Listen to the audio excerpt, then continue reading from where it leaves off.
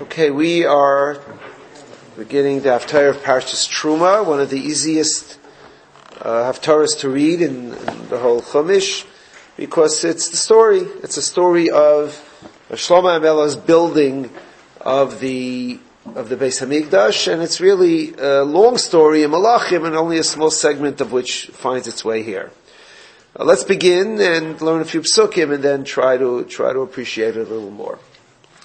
Vashem nasan chachma l'shloima kashadi balai. HaKadosh Baruch Hu gave wisdom to Shlomo. You're all familiar with the dream Shlomo had, in which he chose wisdom.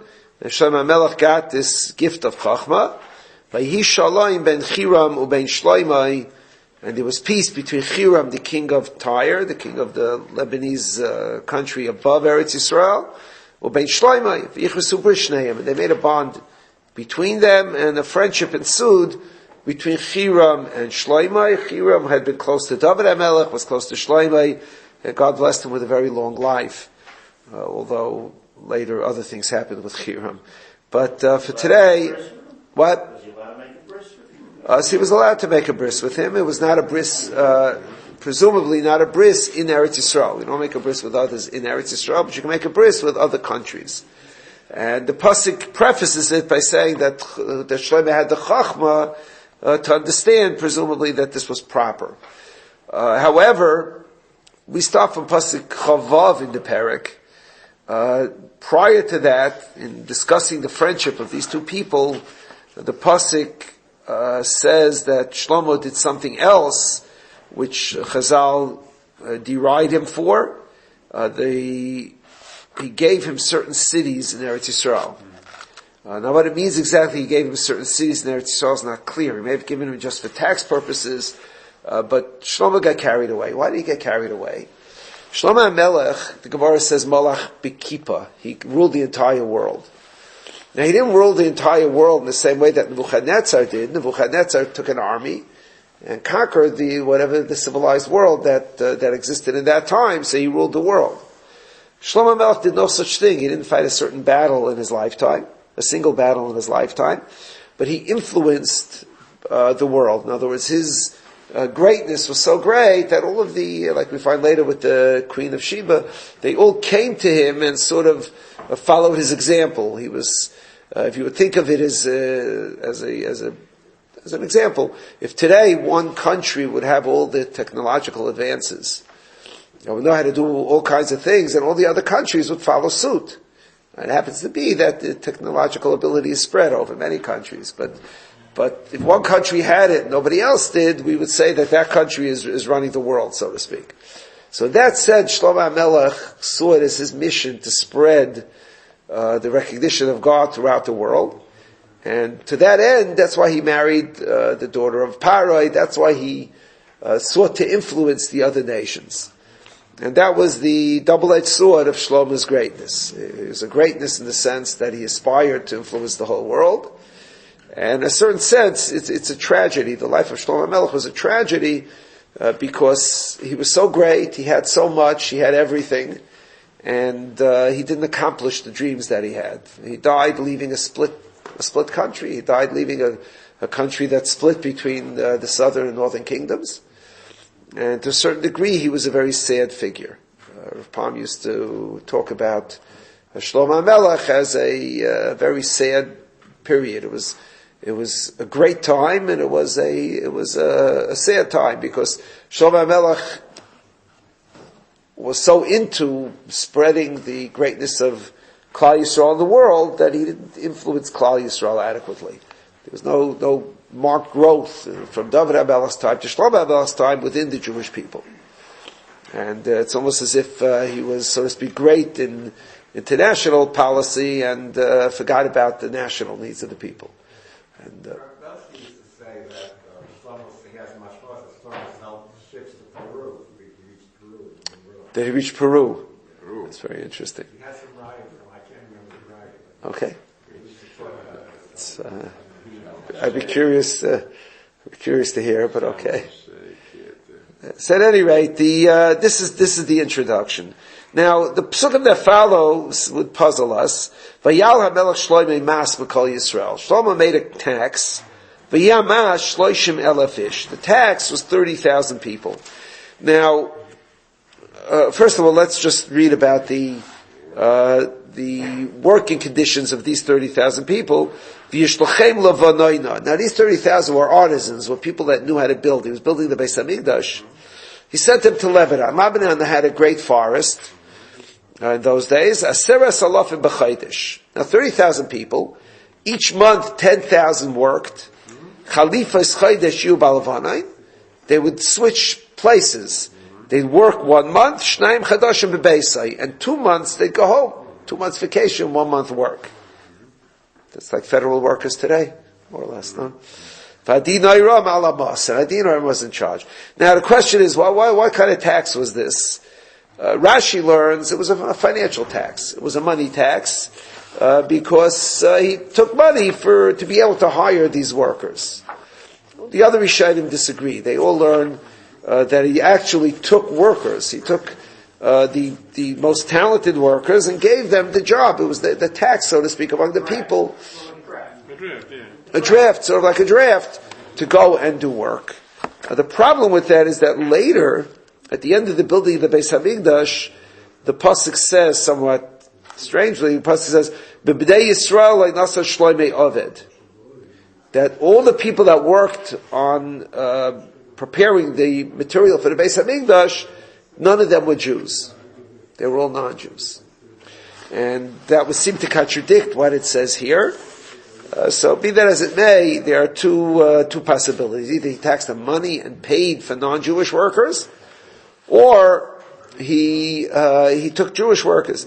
And he sent them for this type of work. The Gemara indicates they were Jews. The Gemara says that a person who has to leave his family on business shouldn't do it for more than 1/3 of the time. Business, even to learn Torah, should do 1/3, 2/3. Should be home at least 2/3 of the time. When it comes to doing mitzvahs like baking matzahs and whatever, we try to use only Jews. So why would he use? Yeah, why would he use non-Jews? So you'll have to get the tape.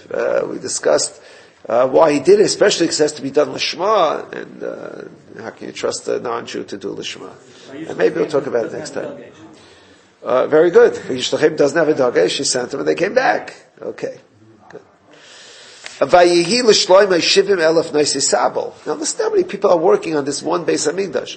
70,000 people who schlepped. 70,000 schleppers. They had a truck that said Moshe's.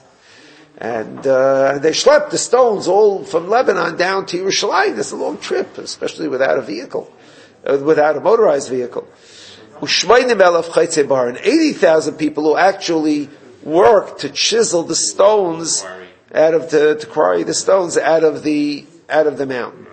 Levad Misari Nitzavim L'Shloimei Asher Ala Malachim. Besides the supervisors, Shloishes Alafim V'Shloish Meyais to a 3,300 Haraydim Ba'am Ha'Isim B'Malacha, who oversaw the work. V'Yitzav HaMelech V'Yasiu Avadim Gedailos. And the king commanded, they brought gigantic stones, Avadim Yikarais, and valuable stones, Liyaseid Habayis, for the foundation, Avdei Gozis, stones that were chiseled out of a wall, of a stone quarry. V'yivslu B'nei Shloimei B'nei Chir V'Agivlim, and these people, the workers of Shlomo, the workers of Chir, worked together. V'yachinu Ha'etzim, Chir was in charge of the wood. Vavanim, and Shlomo's people in charge of the stones, lived nice habayis to build the house. Now, first of all, just a practical thing. Why do you need 80,000 and 70,000, 150,000 to build? So you have to know, now we don't know what the Beis Hamikdash looked like. We learn about the Mishkan, and we picture a elaborate Mishkan. The Mishkan, we know, it was wooden beams, and etc., etc. The fanciness of the Beis Hamikdash is not described in the Psukim. Even in the Gemara, it's described incidentally. The Gemara there is talking about Kairish, the building of the second Beis Hamikdash, and the Gemara says that the walls were a combination of stone and wood, and that the stone was inlaid and outlaid. They should look like waves. Exactly how you do it, I don't know, like waves of water. So the Gemara says Shlomo did the same. Shlomo also did 3 rows of stone and one row of wood, 3 rows of stone, 1 row of wood. Now, the Gemara mentions it incidentally, because the Gemara is saying that Koresh did it, and the Gemara is faulting that design for whatever reason the Gemara is discussing. The Gemara says, why are you faulting it? Shlomo did the same thing. What I mean to point out is that the intricacies of the building of the Beis HaMikdash were extraordinary, and the pasuk doesn't describe them exactly. The Gemara says that the walls had, the pasuk says later, the walls had etchings on them. They had designs, they didn't have stencils, they had to be etched by hand. The stone, the wood had etchings, and whatever was made of cloth had designs in the cloth as well. And you have to realize that they did everything measuring it with a ruler. So if a stone didn't fit, not much you could do. You think about the kaisel. Look at the kaisel. Measure. You bring one stone and it's 5 inches too high. Or too high. At least you can chisel it down. But it's not easy. Even you look at the stones today, they're not identical stones, and they had to be able to fit together and make a building and make a wall. So at any rate, this is a description of the immense manpower that was needed to build this Beis HaMikdash. I mentioned to you that Rav Pam had mentioned, you can read these psukim as a glorious building of the Beis HaMikdash. Rav Pam had mentioned that there was something missing. There was something failing in this, and I would like to read to you from Rabbi Hirsch on the haftara. Now, the haftaras were actually written by Rabbi Hirsch's son, Dr. Mendel Hirsch, but continuously based on his father's teachings. And I think it's an important, if you want to learn more than just the words of the psukim, you want to get a feel of the time, I'm going to trouble you to listen to the entire paragraph that he describes, and I'll try to translate it into English as I read his English. He says the haftara, Parshas Teruma, contrasts. Now, how do you read Parsha? The Beis HaMikdash is the haftara, because the Mishkan was the Mishkan, and the Beis HaMikdash, the Mikdash, is like a continuation. He says, no, the haftara is a contrast. Contrast the proud, magnificent edifice of Solomon to the modest tent of appointed meeting, or Moed of the Sedron. Proud and magnificent though it was, greatly to the honor of God, though it was erected, nevertheless, right from the account of its being built, we are not happy about it, about the Beis HaMikdash. Certainly everything was on a grand scale. All the preparations, all the requirements were grandiose. Whole armies of porters and stonemasons engaged. Everything carefully thought out long beforehand. The expenditure enormous, merely for the preparation of the cedar and fir timber for the building by Phoenician woodmen. Solomon had maintained the court of King Hiram, with whom he was on most friendly terms for years. And just as one knows after thousands of years, how great the consumption of onions by the hordes of unhappy slaves who toiled at the building of the pyramids erected for the glory of the Egyptian rulers, so, only a few verses before our verse, we are told what colossal supply Solomon was happy to deliver yearly to the king of Tyre. What a dismal picture does Israel present at this building? Where is the enthusiasm of the men and women which our Sedra describes? Would Solomon have tolerated any such private participation? Considering the origin and aim of the building, how much more glorious and holier was the work of the weaving and embroidering women and girls, the working of the Jewish men, so long unaccustomed to artistic work, under the guidance of Bezalel, so gifted with artistic instinct and judgment, than all the glories of Phoenician technique and Solomon's artistic taste. It was a different kind of participation that Solomon reserved for his people. Conscripted labor, reminiscent of Paro's time, was what they had to render. And taskmasters, too, were not lacking. What are taskmasters? It is that strikes the thinking reader like an icy blast on reading this report. Did it strike you like an icy blast on reading the report? Did we have to send someone to Florida? No. He says, when you read this, and you read it after the parsha, it should hit you over the head. Beautiful parsha. The people came, they sat, they wove, Moshe called them, and they all brought individual items. It's not the same when you tell people, all right, everyone give money for something. They say, okay, you make the chicken soup, you make the kugel, and you have a get together. It's just different. It's more personal. So he writes, it is that strikes the thinking reader like an icy blast on reading this report. To this is added the overvaluing of splendor and outside show in general, which show itself here. And the still greater resplendence in the building of his own royal palace, which follows here in Navi. This is why, now listen to what he writes, while the building was still going on, long before its completion, the warning and admonishing words of God were sent to Solomon, which formed the conclusion of our haftara, which I guess we'll do next time.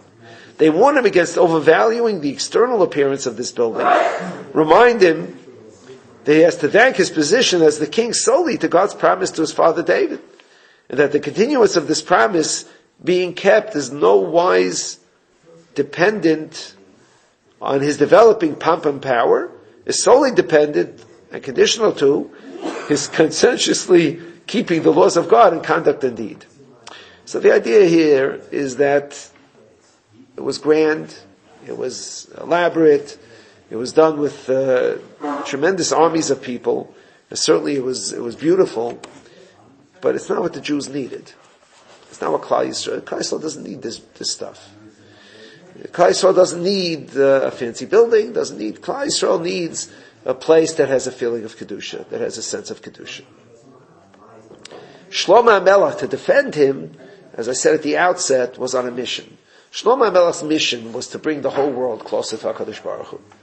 To bring the whole world under HaKadosh Baruch Hu's, to recognize HaKadosh Baruch Hu. And in that mission, he needed a fancy Phoenician, splendid building. But it was missing the guts of the building. Now, when you read this, Zekeli Maveh was he had a fifth. Not you hire 150,000 workers. Okay? So, you had a fifth more. It's not quite the Zekeli Maveh. It's not what they needed. I mean, there was such purpose. You went in one way and came out another way so that there was... But you could go in one way, come out the other way in a simpler building. You could do it here too. No, but it was all designed to impress the Jews also, I'm sure. I would hope that the Jews he was shooting at were not the Jews that were impressed by this. It was supposed to be a sense of Kedusha. And it doesn't really, Michtav Eliyahu says that there's a balance, a contrast, what he calls he has a name for it, where the more you focus on the external, you're giving up internal. There's no such thing as focusing on the external and keeping all the internal. Why was the Aron inlaid with gold, and why wasn't it just plain wood? And I mean, it's all true that ein anias b'makam ashiras, but there are things that you're commanded to do, and there are things that you choose to do, and they're just very different things. Kedusha, its vision was even greater than my shame. Kedusha is greater. Moshe asked for an another. And what we started with, this is a mass. The people are going to... The work was a mess, not really the material. See, I wanted to speak about the material. I'm going to try, remind me next time to talk about this material, because it was a failure in a different way. David HaMelech prepared all the material. He didn't need all this work. We'll talk about it next time. The point I wanted to make is that if you'll notice, we never refer, generally, maybe never, refer to the Beis Hamikdash as Shlomo's building. We always call it Sukkos David. We don't append Shlomo HaMelech's name to the Beis Hamikdash for generations. We call it Mizmor Shir Chanukas Habayis LeDavid. The Beis Hamikdash, David's Beis Hamikdash. We don't refer to it as Shlomo's Beis Hamikdash. And this may well be a piece of it. The idea that what Shlomo added, the splendor he added, that's icy blast. It's not. Does the Gemara level criticism or say anything about this contrast? The Gemara doesn't discuss this at length. To my knowledge, it doesn't. Well, you have to learn Navi and get a feel. If you learn Navi with Rishayim, you get a feel of what Shlomo HaMelech was all about. The Gemara does say the following. On the day the Beis HaMikdash was consecrated, Shlomo HaMelech overslept. Overslept. No. And that night he married Bas Parai. And that day an angel came down from heaven and stuck a rod into the Mediterranean Sea, and the sand started to gather, and that ultimately became Italy and Rome. So the Gemara does say there was something very wrong with this Beis HaMikdash, with Shlomo's participation in Beis HaMikdash. It says they wanted to add one more melech to the four malachim. Wanted to add one more. They wanted to take Shlomo out of the Malach of Tzadikim. It's true. To add Shlomo HaMelech to the but that you could argue it doesn't have to do with the Beis HaMikdash. Right. But this was the day the Beis HaMikdash was built. He overslept. He didn't oversleep 1 hour. It says he slept 4 hours late. 4 hours past sunrise. So why did that happen? That happened because God made it happen. Shlomo HaMelech was no slouch. Now forgive me up there, Shlomo HaMelech. He's much greater than any of us. I don't start up. And just the Musar of the Nach, I'm just trying to explain to you. Didn't that David HaMelech's lock? Sounds like it. What? The doors didn't open for him. That's right. The doors didn't open until they said, yeah, quite embarrassing. He came late and then the doors didn't open. It wasn't a good day. And they shechted 1,000, they had to have enough time to shecht 1,000 Shlomim. Anyway, Shlomo was extraordinarily great. His goals were good goals. But the focus on his mission of bringing the world under the Rebbeinu Shalom somehow caused him to forget some of the internal guts of Klal Yisrael that also needed to be preserved. From what you're saying, you get a very contradictory and conflicting view of who Shlomo HaMelech Absolutely, there was a conflict.